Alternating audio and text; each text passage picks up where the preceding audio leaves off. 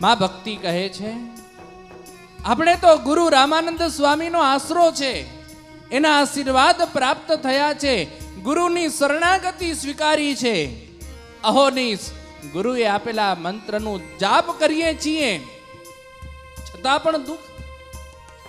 ક્યારેક આપણે પણ એવું થતું હોય, આપણે સત્સંગી છીએ, ભગવાનના ભક્ત છીએ, મંદિરની અંદર નિત્ય હાજરી હોય, સભાની અંદર બેસતા હોઈએ, છતાં પણ જીવનની અંદર ક્યારેક એવા અચાનક દુઃખ આવી પડે ત્યારે એમ થાય કે હું તો ભક્ત છું, મંદિરે જાઉં છું, સેવા કરું છું, એક દિવસ પણ એવો નથી ગયો કે મેં પૂજા ન કરી હોય, છતાંય આ દુઃખ. ભક્તો એમ ક્યારેય ઢીલા ન પડતા. ભગવાનના માતા પિતા જે થવાના છે એવા ધર્મ અને ભક્તિને પણ કેટલું દુઃખ પડ્યું છે. ઘરની અંદર ખાવા અન્ન નથી. આજે 8 દિવસ થઈ ગયા. માં ભક્તિ કહે છે કે હું મારા પતિવ્રતાનો ધર્મ નથી સાચવી શકી. કેટલું દુઃખ હશે. પતિવ્રતા સ્ત્રીનું લક્ષણ છે, ઘરની અંદર અનાજ નથી. આવી પરિસ્થિતિની અંદર માં ભક્તિ કહે છે કે હું તમારી સેવા કેમ કરું. પોતાના દુઃખની ચિંતા નથી. ભક્તો ત્યારે જ ધર્મદેવને મનમાં વિચાર થયો છે કે મારા પુણ્યનો પાર નથી, ત્યારે મને આવી એક પતિવ્રતા સ્ત્રીની પ્રાપ્તિ થઈ છે. ધર્મ પોતાના પત્નીના મસ્તક ઉપર હાથ મૂકી અને કહે છે કે દેવી, ભાંગી ન પડજો, ધીરજ રાખો. આ તો સંસાર છે.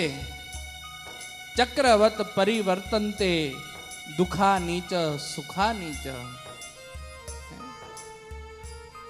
હાથેથી આંસુ લૂછતા ધર્મદેવ કહે છે કે દેવી, ક્યારેક સુખ આવે જીવનની અંદર, ક્યારેક દુઃખ પણ આવે છે.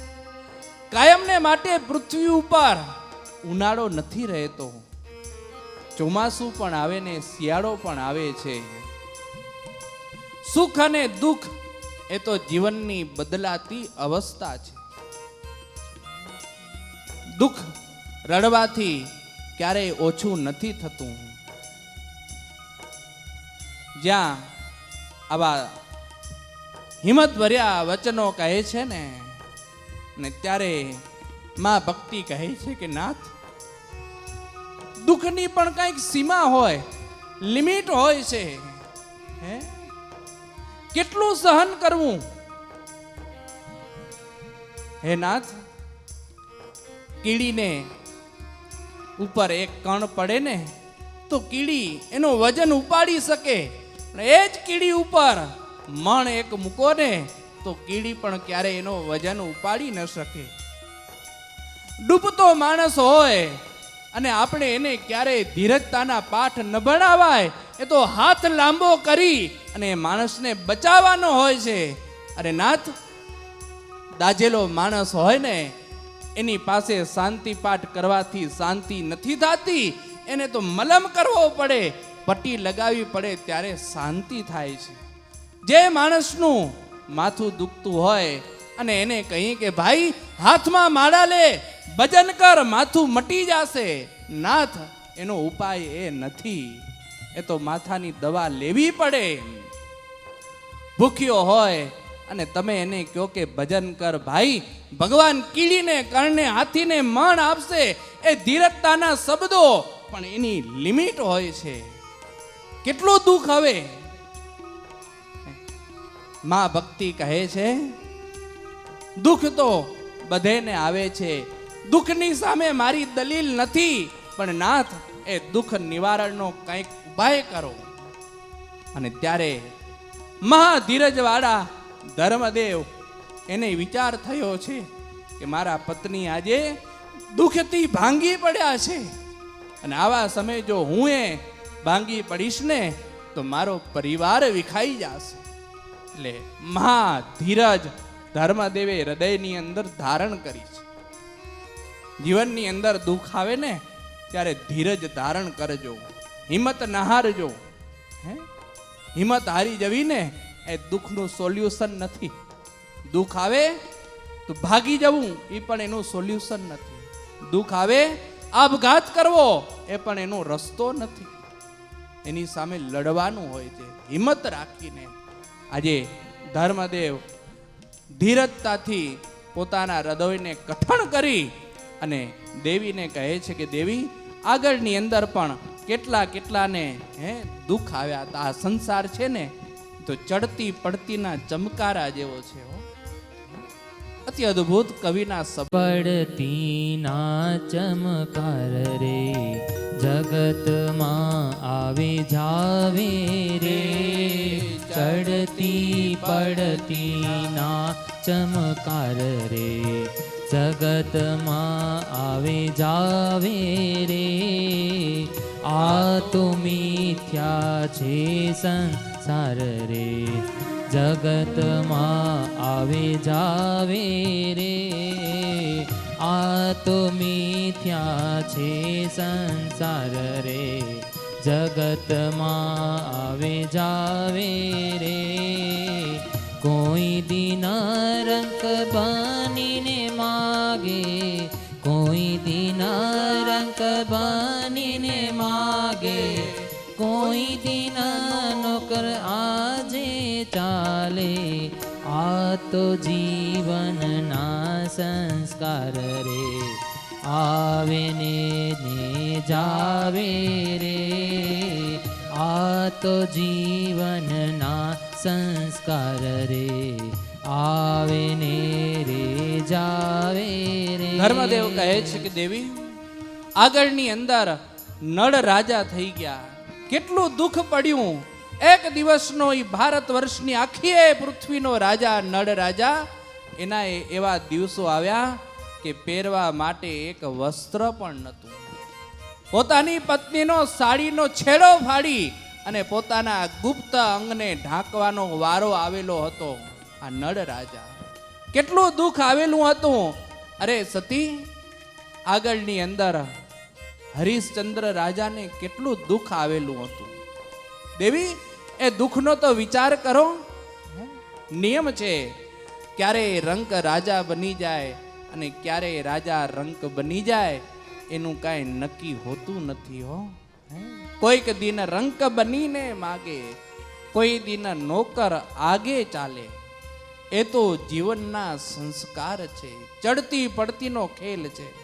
આપણે જોતા આવીએ કરોડો ને લાખો રૂપિયાના આસામી હોય અને ક્યારેક અચાનક શેર બજાર ડૂબે ને, ભાઈના પોટલા વીટાઈ જાય હો. ક્યારેક શેઠ બનીને ફરતા હોય તો ક્યારેક નોકર બનીને પણ કામ કરવું પડતું હોય છે. આ તો જિંદગી છે.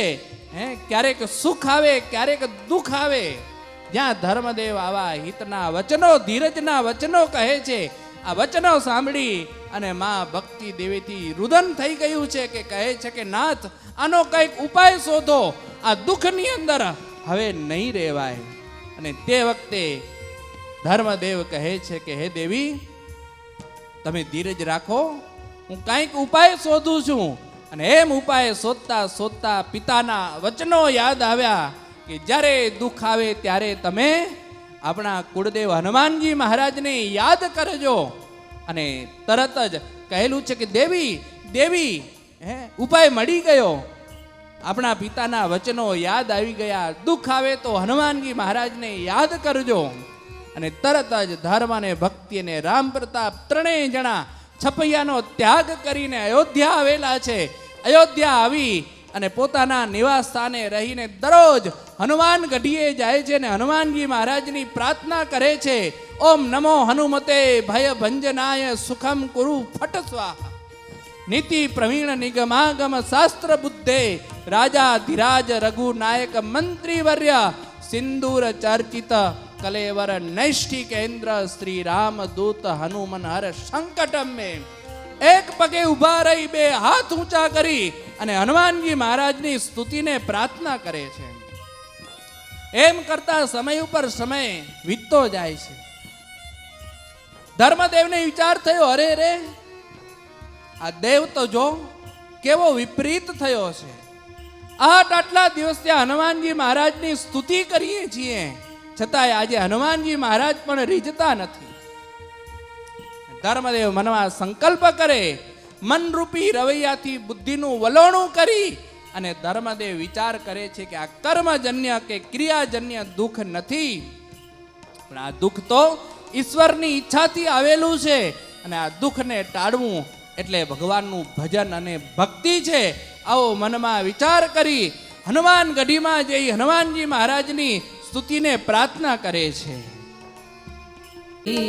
મારુતિ નંદન સકલયા મંગલ મૂલ નિકંદન, સકલયા મંગલ મૂલ નિકંદન, મંગલ મૂર્તિ મારુતિ નંદન, મંગલ મૂર્તિ મારુતિ નંદન.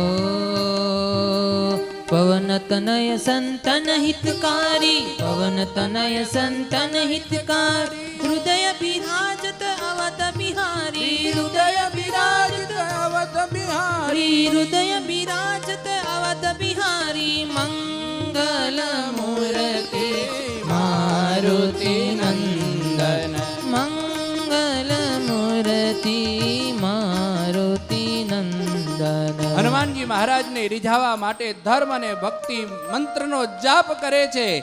ક્યારેક ફળ જમે, ક્યારેક ફૂલ જમે, ક્યારેક કંદનો પત્ર આહાર કરે છે, ક્યારેક માત્ર ને માત્ર શાક જમી લે છે, અરે ક્યારેક તો હે રાજા માત્ર જળ પી અને ઉપવાસને કરે છે. આમ હનુમાનજી મહારાજનું આરાધન કરતા કરતા 2 માસને અંતે હનુમાનજી મહારાજ પ્રસન્ન થઈ ધર્મદેવને દર્શન આપીને કહે છે કે હે ધર્મદેવ, હું રાજી થયો છું, ચિંતા ન કરો, આ તમારું દુઃખ છે એ હમણાં જ દૂર થઈ જશે, પણ એના માટે તમને વૃંદાવન જવું પડશે અને ત્યાં તમારા મિત્રો મળશે અને અસુરાંશ પુરુષો થકી તમે કષ્ટને પામેલા છો એ દુઃખ દૂર થશે, માટે જાઓ તમે વૃંદાવન. આટલું કહીને હનુમાનજી મહારાજ અદૃશ્ય થયા છે અને ધર્મ અને ભક્તિ સાધનાને પૂર્ણ કરી રામ પ્રતાપને મામાના ઘરે છોડી અને ચાલતા થયા છે વૃંદાવનની વાટે. કાંઈ પણ ભાથું હાથમાં લીધું નથી અને એમ ચાલતા ચાલતા નૈમિક ચારણે ક્ષેત્રમાં પધાર્યા છે. ત્યાં ક્ષેત્રના દર્શન કરી તીર્થનો વિધિ કરી અને ત્યાંથી ચાલતા ચાલતા 1 મહિનાને અંતે ફાગણવદ પડવાના દિવસે ધર્મ અને ભક્તિ આવેલા છે વૃંદાવનની અંદર. પુષ્પ દોલોત્સવ ચાલી રહ્યો છે અને ગોવર્ધન પર્વતની પરિક્રમા કરી ભગવાન બાલમુકુંદને હિંડોળે ઝુલાવેલા છે અને ગિરિરાજની પ્રદક્ષિણા કરતા કરતા ઋષિઓનો ભેટો થયેલો છે, અરસપર ઓળખ થઈ છે અને બધાએ દુઃખથી પામેલા હતા. એટલે કહેવા લાગ્યા કે હે ધર્મદેવ, અમે તો હેરાન થઈ ગયા છીએ. ધર્મદેવ કહે છે કે અમારી પણ આવી જ પરિસ્થિતિ છે, માટે હવે શું કરીએ? દુર્વાસાનો જેમ શ્રાપ ફળ્યો છે એમ હવે આશીર્વાદ પણ ફળવા જોઈએ. અને બધાએ વિચાર કર્યો કે જપાત્મક વિષ્ણુ યાગ આપણે કરીએ અને વિક્રમ સંવત 1836 ફાગણવદી બીજ અને ગુરુવારના દિવસે વિષ્ણુ યાગનો પ્રારંભ કર્યો છે. કોઈક ભાગવતનું વાંચન કરે, કોઈક ભગવદ્ ગીતા, કોઈક વાસુદેવ મહાત્મા, કોઈક વિષ્ણુ સહસ્ત્રનામ અને કોઈક નારાયણ કવચનો પાઠ કરે અને સ્વયં માં ભક્તિ દેવી રાસ પંચાધ્યાયનો પાઠ કરે છે.